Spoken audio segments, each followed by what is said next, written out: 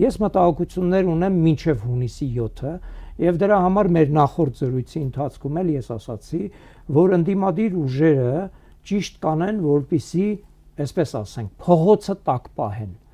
Այս ժամանակահատվածը պետք է օգտագործել նրա համար, որ մարդիկ, ովքեր իրապես պաշտպանում են ընդդիմադիր ուժերին եւ իմ կարծիքով իրենք մեծամասնություն են կազմում ընդհանուր ընտրազանգվածում, իրենք պետք է պատրաստ լինեն այս 2 ամսվա ընթացքում պարբերաբար ըստ անհրաժեշտության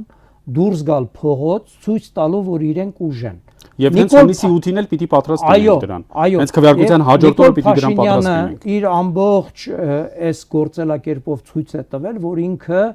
հաշտվում է միայն ուժի հետ։ Ինքը միայն ուժի պարագայում է, որ մտածում է նահանջելու մասին։ Եվ պատահական չէ, որ 2024 թվականի մայիսի այդ հզոր ցույցերի ժամանակ նա խոստովանեց, որ իրենք անվտանգության խորհրդում մտածում էին այն մասին, որ այդ սահմանազատում ճակերտների մեջ իմ համար սահմանազատում կոչված գործընթացը ցանկանում էին կասեցնել, որտեղ տեսնում էին, որ մարդիկ դիմադրում են դրան։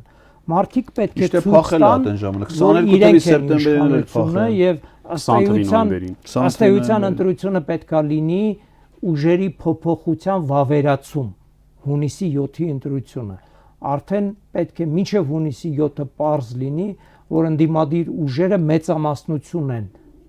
կազմում եւ ընտրազանգվածի մեծամասնությունը ցանկանում է այդ իշխանափոխություն